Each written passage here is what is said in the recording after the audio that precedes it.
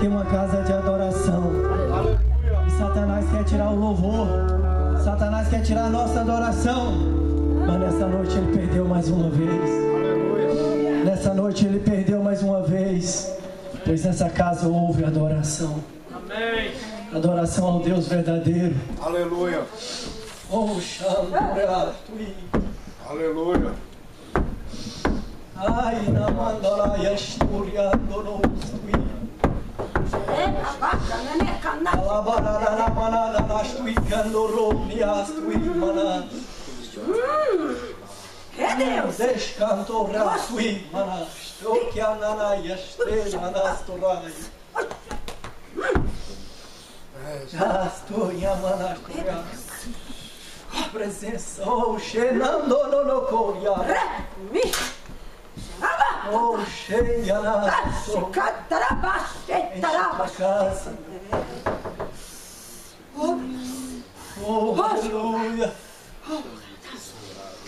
Santo, santo, santo.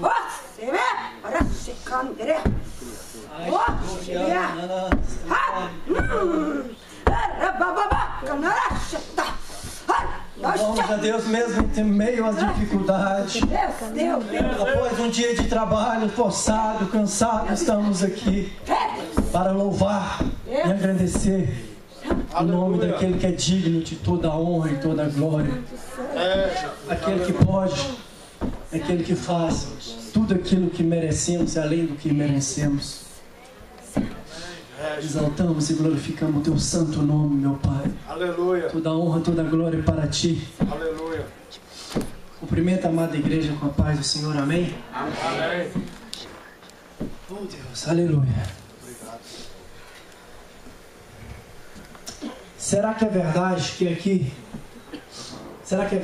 se faz e aqui se paga? A grande e tremenda questão de como pode o justo sofrer. Os irmãos, abrem vossas Bíblias, aqueles que podem, comigo no livro de Jó, capítulo 1, a partir do verso 1. Aleluia. Livro de Jó, capítulo 1, a partir do versículo 1. Aleluia. Uma história que os irmãos praticamente todos conhecem, mas temos algo novo. Parte de Deus. Amém? Podemos ler? Glória a Deus. Jó, capítulo 1, a partir do verso 1. Na terra de Uz vivia um homem chamado Jó. Era um homem íntegro, justo, temia a Deus e evitava fazer o mal. Tinha ele 7 filhos, 3 filhas, e possuía 7.000 ovelhas, 3.000 camelos, 500 juntas de boi, 500 jumentos, e tinha muita gente a seu serviço. Era o homem mais rico do Oriente. Seus filhos costumavam dar banquetes em casa, um de cada vez, e convidava suas 3 irmãs para comer e beberem com eles. Terminando o período de banquete, Jó chamava-los e fazia com que Jó mandava chamá-los e fazia com que se purificasse de madrugada e oferecia o holocausto em favor de cada um deles, pois pensava: talvez os meus filhos tenha lá no íntimo pecado e amaldiçoado a Deus. Essa era a prática constante de Jó. Certo dia os anjos vieram apresentar-se ao Senhor, e Satanás também veio com eles. E o Senhor disse a Satanás: de onde você veio? Satanás responde ao Senhor: de perambular pela terra e de andar por ela. Disse o Senhor a Satanás: reparou em meu servo Jó? Não há ninguém na terra como ele, irrepreensível, íntegro, homem que teme a Deus e evita o mal. Será que Jó não tem razões para te temer? Respondeu Satanás. Acaso não puseste uma cerca em volta dele, da família, de tudo que tem e que ele possui? Tu mesmo tem abençoado tudo o que ele faz, de modo que os seus rebanhos estão espalhados por toda a terra. Mas estende a tua mão e fere ele, e verá, com certeza ele te amaldiçoará na tua face. E o Senhor diz a Satanás: pois bem, tudo o que ele possui está nas tuas mãos, apenas não toque nele. Pode assentar, irmão, somente até isso. Jó é mencionado no livro de Ezequiel como antigo herói da fé. Jó tinha uma família ideal de 7 filhos e 3 filhas, sendo que a soma deles são um símbolo da perfeição, um claro sinal do favor divino. Ele era o homem dos maiores dos quedemitas, ou seja, o mais rico daquela região do Oriente. As suas riquezas medidas em animais domésticos, os números indicavam o número ideal. Em listas semelhantes do patriarcas, que lemos no livro de Gênesis, no verso 24. Os filhos de Jó podiam desfrutar do bom e do melhor. Provavelmente cada um possuía sua própria residência, sem necessariamente serem casados. Os dias de banquete poderiam submeter um ciclo semanal. Terminando esses banquetes, Jó chamava Jó como chefe de família e representante perante a Deus como um sumo sacerdote, convidava todos os filhos para se apresentar ao holocausto.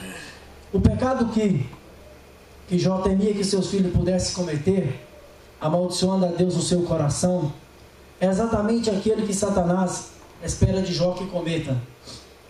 Antigamente, nos tempos mais antigos, se imaginava que a pessoa que faz o bem recebe o bem, e a pessoa que faz o mal como se fosse recebe o mal, como se fosse uma espécie de uma justiça retributiva.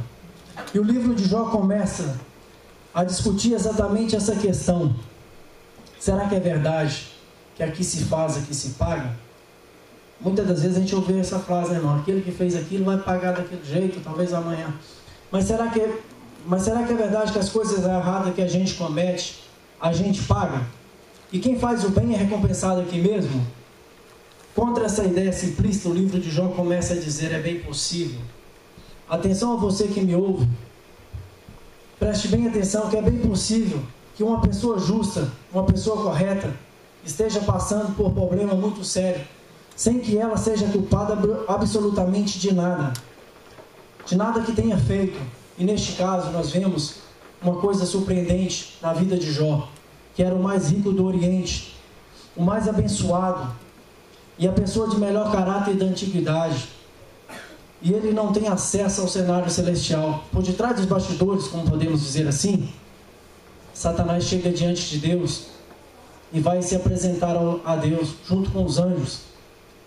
E ali Deus fala com Satanás: você viu meu servo Jó? Não é Satanás que pergunta para o Jó, mas sim Deus se apresenta a Jó para Satanás. Você viu meu servo Jó? Homem íntegro, irrepreensível, que teme a Deus e evita o mal. E Satanás fala: claro, você o cercou de bens, tudo que ele tem é abençoado, ele é muito rico, com certeza ele tem uma vida boa, porque você o protege. Mas deixa ele perder algo que ele tem, e tu verás se ele te ama do jeito que você mesmo está dizendo. E mostrando que por detrás dos sentimentos da vida pode haver algo misterioso, que não temos controle nem conhecimento. E Jó então entra em profundo sofrimento, pois Deus dá permissão para Satanás tocar em Jó, em tudo aquilo que Jó tinha. E a partir desse momento, Satanás começa a chegar, toca nos bens de Jó, consome todos os animais, consome todos os seus empregados, e por final, destrói todos os filhos. E mesmo assim, Jó ainda continua clamando e temente a Deus, sem ter nenhuma culpa. Aí vemos que o livro começa no primeiro capítulo a falar de Satanás, mas às vezes podemos estar pensando assim: mas onde está Satanás de verdade, de fato aqui? Porque Satanás começa no verso 6 a se pronunciar o nome dele. Ele entra no céu aí pensando: mas Satanás no céu? Ele não foi expulso do céu? Como que ele pode voltar ao céu? Mas esse céu não é o lugar de onde ele caiu, de onde ele foi expulso. Esse céu é uma separação onde Deus permite que os anjos venham até ele e dizem o que está acontecendo na terra. E ele, como um intruso, ele chega diante de Deus nesse momento, e Deus dá permissão que ele vai ali. E Deus pergunta: o que tu tem feito? Ele fala: estamos passeando pela terra, perambulando. E Deus mais uma vez pergunta para ele: o que tu fizeste? Já vi aquilo outro. E Deus fala com ele sobre Jó.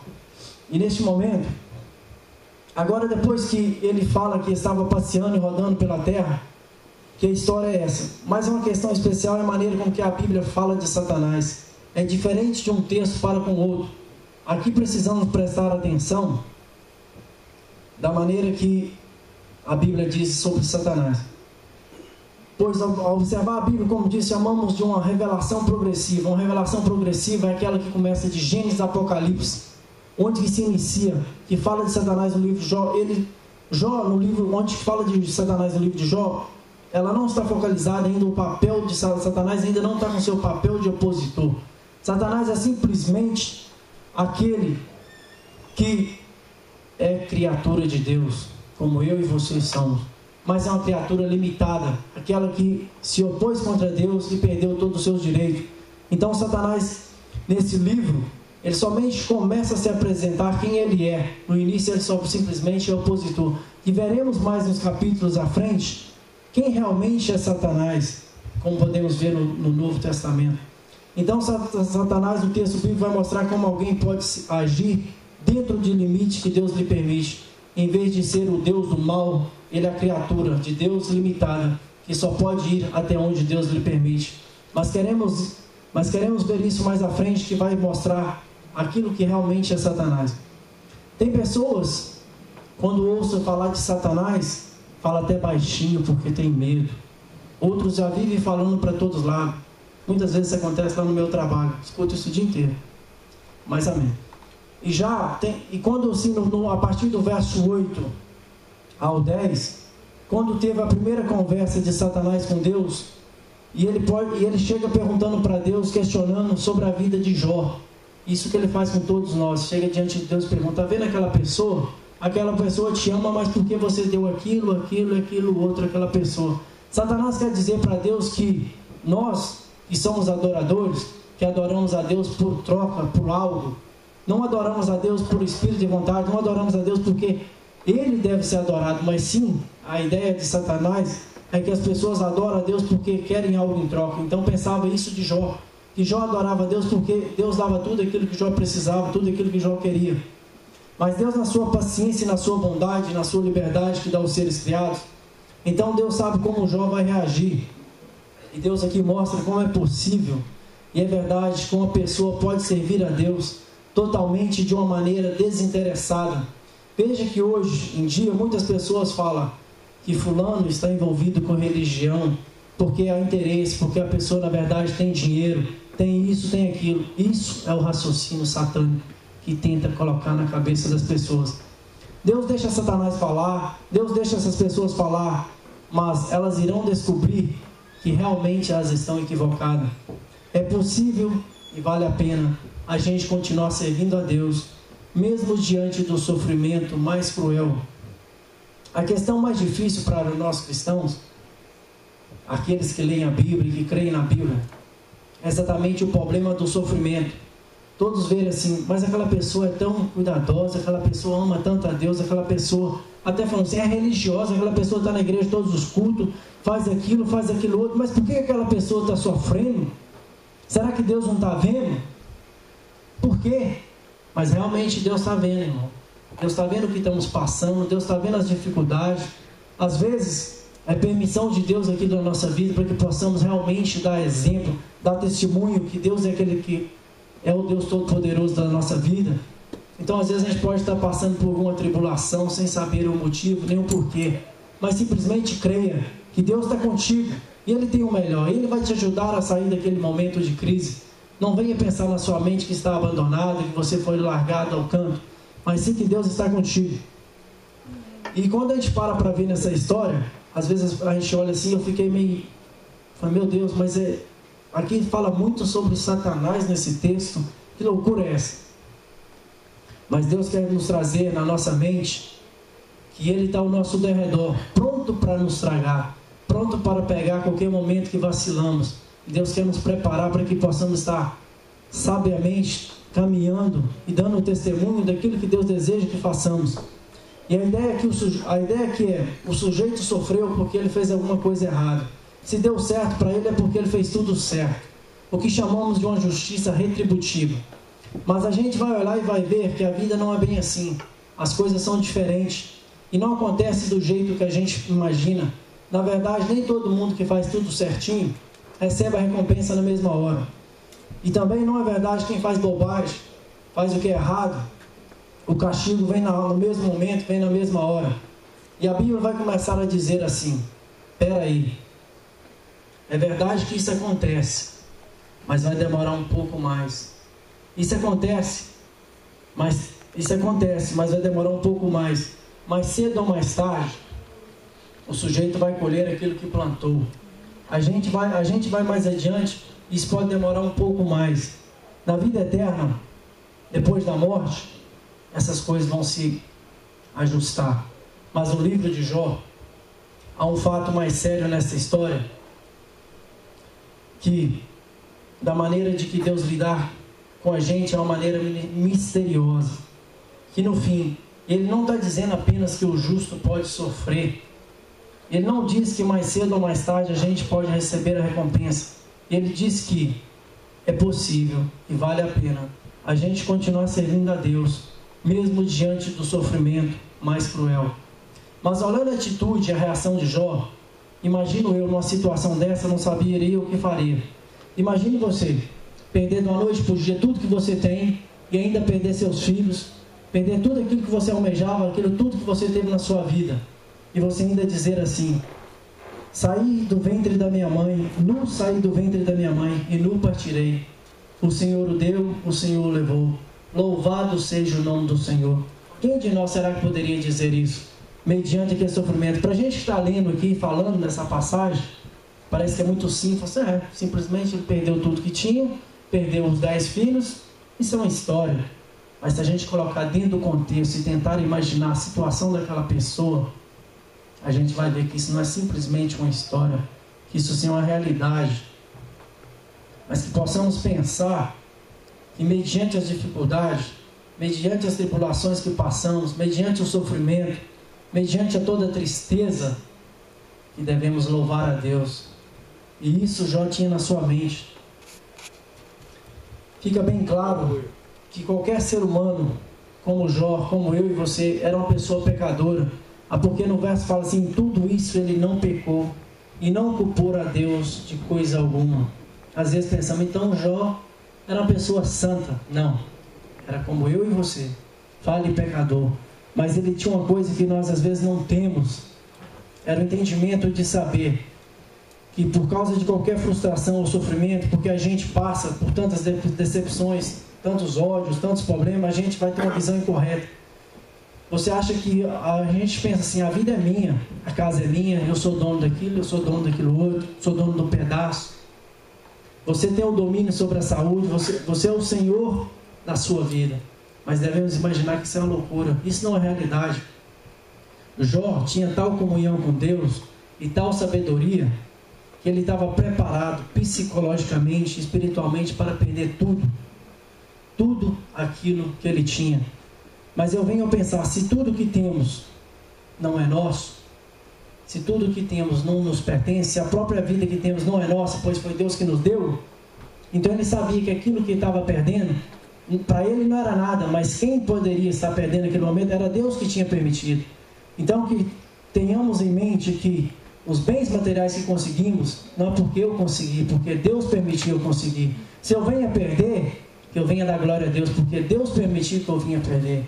É difícil compreender, é difícil entender o que estou querendo dizer, mas na realidade Jó sabia todas essas coisas, e ele pôde compreender que tudo que não era dele, e na mesma hora passou a não pertencer mais a ele. Então ele passa a pensar e entender que a vida é cruel, mas ele entende a realidade. E olha que coisa impressionante, Jó tinha tal realidade em saber que Deus era aquele que poderia fazer tudo para ele e restituir aquilo que ele precisava. E volto a dizer, é possível e vale a pena a gente continuar servindo a Deus, mesmo diante do sofrimento mais cruel. Eu vou ler no verso 2, do capítulo 2, que continua Satanás ainda questionando a Deus sobre Jó, que ainda volta mais uma vez, porque no capítulo 1, ele não se deu por vencido. Ele perdeu no primeiro capítulo, mas ele volta mais uma vez diante de Deus e volta a questionar, pois Jó se manteve íntegro, reto diante de Deus, mesmo diante dos problemas. Mas Satanás ainda não para. Satanás tenta mais uma vez e chega para Deus e fala assim: eu quero pele por pele. Respondeu Satanás: um homem dará tudo o que tem por sua vida. Estende a tua mão e o fere, a sua carne e seus ossos. Com certeza ele te amaldiçoará na tua face. O Senhor diz a Satanás: pois bem, ele está nas tuas mãos. Apenas poupe a vida dele. Saiu Satanás da presença do Senhor. E Satanás, depois que sai da presença de Deus, ele atinge a Jó com uma enfermidade terrível. E Jó começa a se coçar com um caco de telha. E Jó, mediante a tal sofrimento, Jó vai parar nas cinzas. e se assenta ali e começa a se coçar com aquele caco de telha, e a sua esposa chega para ele e fala com ele: amaldiçoa seu Deus, tu já não tem mais nada? Amaldiçoa ele, morre. E Jó fala com ela: tu falas como louca, mulher, não sabe como é que é a coisa, pois Deus me deu, Deus me tirou. Recebemos as coisas boas e não sabemos receber as coisas más de Deus. E às vezes nós, como cristãos, não sabemos. Se passamos por qualquer dorzinha de cabeça e começamos a falar: meu Deus, onde que tu está? Essa cabeça não para, isso está doendo, aquele problema, perdi um trabalho, Senhor, meu Deus, já não está comigo. E nesse texto quer dizer simplesmente que devemos manter fiel com Deus, mesmo na alegria ou na tristeza, mesmo diante de dificuldade ou de problemas, que devemos saber que Ele é aquele que merece todo o nosso respeito, todo o nosso louvor e toda a adoração. E devemos saber, e mostrar para Satanás que, que nós não adoramos a Deus porque aquilo que Deus nos dá, mas simplesmente porque Ele é aquele que é digno de honra e de glória. Amém. Eu fecho no verso 42, que diz assim, a partir no verso 10, fala assim, capítulo 42, no verso 10, eu digo assim: depois que Jó orou para os seus amigos, o Senhor o tornou novamente próspero e lhe deu em dobro tudo aquilo que havia perdido. Talvez nessa noite você deve estar pensando assim: Senhor, está difícil as coisas, a vida não está fácil, eu já perdi muitas coisas, e eu estou passando por cada problema, cada situação, não sei o que fazer, não sei como fazer. Será que eu devo manter fiel? Será que eu devo clamar mais? Será que eu devo orar mais? Será que eu devo jejuar mais? O que fazer? Simplesmente louve a Deus, como foi no louvor aqui. Eu já pensei comigo, nem precisava pregar, não precisava falar nada, pois aquilo que Deus colocou no meu coração era que nós devemos a cada dia adorar mais, louvar mais a Deus, se entregar mais na presença dEle, procurar fazer mais para Ele, não por obrigação, mas porque devemos fazer, porque Ele é digno de toda a honra e toda a glória. Amém. Aleluia. E pensamos assim, aqui vemos a história que fala assim, a história de Deus e o diabo na terra de Jó, no momento de dor e sofrimento. Um antigo personagem do Velho Testamento. Talvez você já viu, como eu, muitas pessoas passando por problemas, passando por situações de família, saúde, tudo dando errado, a pessoa sai de casa, os 4 pneus do carro furam, e já começamos nós assim, com aquele aparelhinho, começando na nossa mente: essa pessoa está em pecado, essa pessoa está em problema, por isso ela está passando por isso. Aquele ali não era tão bonzinho como eu pensava, aquela mulher ali, por isso que ela está naquela situação.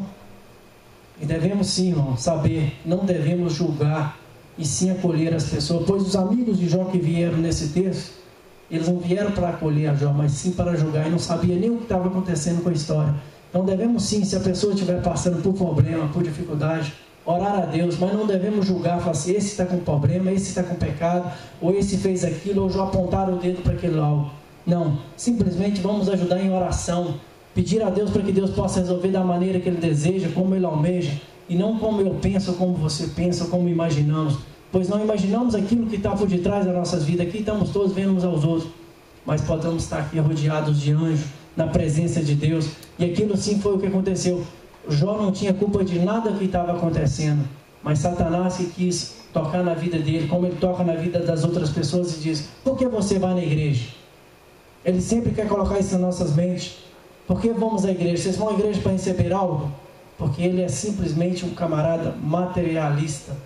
E como ele não pode ter aquele louvor que Deus recebe, que nós damos a Ele, então ele fica assim, tentando tirar cada um de nós da presença de Deus, para levar para junto com Ele. Porque ele já sabe que o tempo dele já está escasso, o tempo dele já está se acabando. Mas que devemos sim, a cada dia, louvar mais a Deus e saber que Ele é o Deus Todo-Poderoso. Aquilo que devemos dar honra e glória. E digo mais uma vez, é possível e vale a pena a gente continuar servindo a Deus, mesmo diante de tal sofrimento. E devemos sim servir a Deus, porque Ele é o único que pode nos dar a vida eterna, a toda a honra e todo o louvor. Agradeço a oportunidade. Amém.